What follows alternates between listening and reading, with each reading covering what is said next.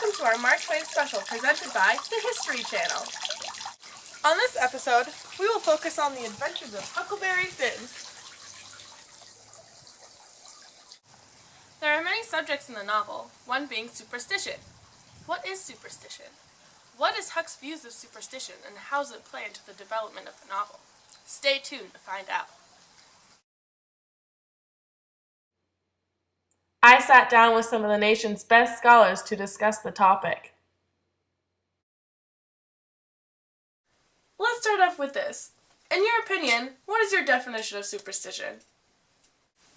Well, I believe superstition is a system of beliefs not based on reasoning or facts. Why do you think Mark Twain put superstition in the novel?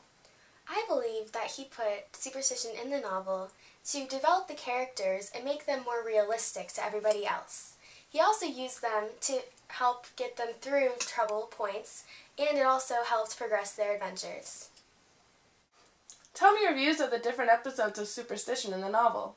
There are many different scenes, but one of my favorites was the one where Huck flicks the spider off of his shoulder and into the candle. It shows how he's been brought up and how the influence of religion isn't as significant as the influence of superstition. Although it's a very simple scene, it was one of the first in the novel. It shows how Huck had to raise himself and how superstition helped him cope through all of his problems. As I asked Miss Phillips, why do you think Mark Twain put superstition in the novel? Superstition is used in the novel to explain natural occurrences that the characters can't normally explain themselves. And an example was when the birds were said to bring rain. It's gonna rain, and the rain's gonna come in the same direction that the chickens flew in. I want to catch it! No! My paw died doing that. Jim uses superstition as a way to explain the natural occurrence. Because he's never known any other way. Right. He uses specific cause and effect scenarios to explain what's happening and passes them down to Huck afterwards. And Huck listens to him because he doesn't know any better. In the literary criticism by Katie DeCoster, she wrote, "The superstitions Huck and Jim share are all they have to call on against the alien forces of nature. The readers may find this outrageous, but the two don't know any better. They believe whatever seems reasonable to them."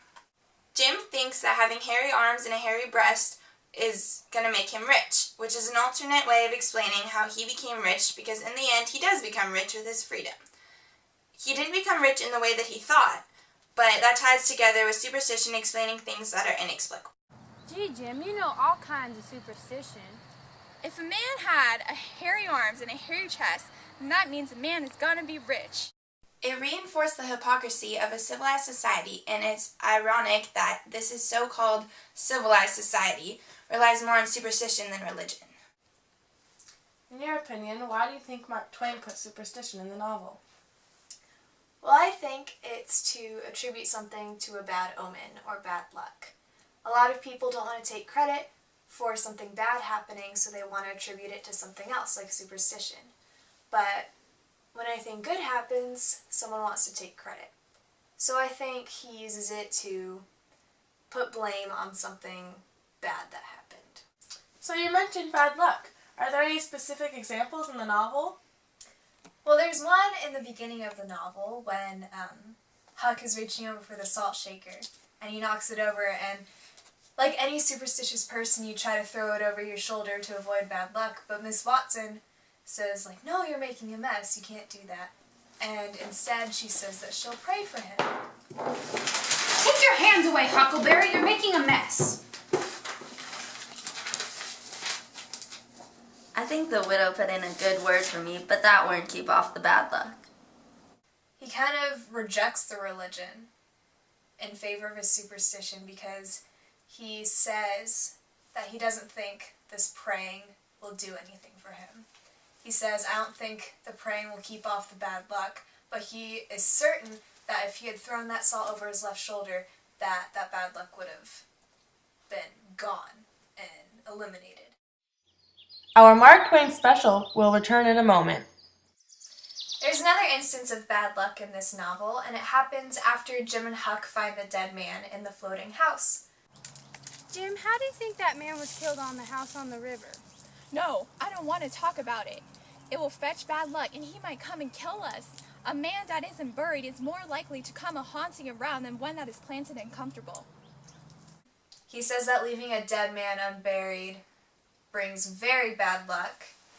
And you can kind of see in a bigger picture of the novel that in reality Jim and Huck are just very scared that their lives are going to be filled with bad luck. They're scared that their life is going to be taken over by this if they don't perform some type of ritual or something to ward off the bad luck. And in this case, it would be burying the dead man. It's the worst bad luck in the world to touch a snake with bare hands. The rattlesnake scene in this novel is another example of bad luck. The scene actually takes place over many episodes, and it kind of starts with Huck playing a trick on Jim.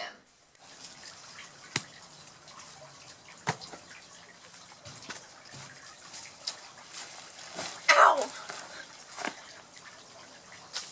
Chop off the snake's head and throw it away. Skin the body and roast a piece of it. He wants to do this ritual to the snake to ward off the bad luck. And unfortunately, this ritual did not work. Later in the novel, you can see Jim blaming them missing the city Cairo as an effect of the snake skin. So this whole scene kind of reiterates the fact that these characters keep blaming these bad things on bad luck. Another topic that Twain presents is the subject of slave culture. Is there anything you would like to comment on? Jim's superstitions demonstrate the lifestyle of slaves who live within the white society. They are able to keep their culture even though they are controlled by the whites. John Erskine states that the wealth of folklore, superstition, and mysticism, which still seems to be inheritance of Negroes, even when they live among the whites. So the slave culture is very prevalent in this novel. So in the black society, superstition is over religion. Will you elaborate on that? In the scene where Jim states that he's been bewitched, it shows that in that time period that black people believe that superstition is more prevalent in their life instead of religion. So they jump to more unreasonable solutions. I was bewitched! I found Pap's tracks in the snow. Can you tell me what he's going to do and if he's going to stay? This hairball won't talk without money. I have a slick counterfeit quarter. It will tell your fortune too if you want it to. Go on. In the hairball scene, Jim strings along Huck to make him believe that a hairball can tell his fortune. And it shows that Huck actually goes along with it and believes in it instead of waiting out to see what really happened. In the scenes where Tom and Jim believe that Huck is a ghost, it shows that they automatically jump to conclusions of the supernatural instead of believing in something more reasonable, like that Huck is still alive. Hello, Jim. Oh, don't hurt me!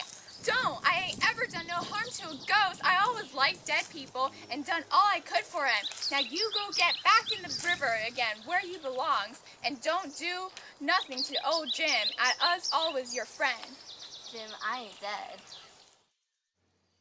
Thanks for sticking with us. We'll be back in a moment. There are many influential characteristics that all play a part in the Adventures of Huckleberry Finn. It turns out superstition serves a more important role than one would think. Mark Twain's legacy lives on in the heart of America. Thanks for watching. I'm Velma Summers. You stay classy.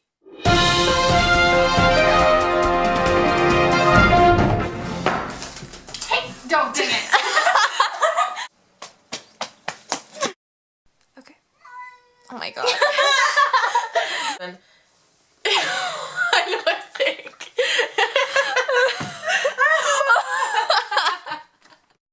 What?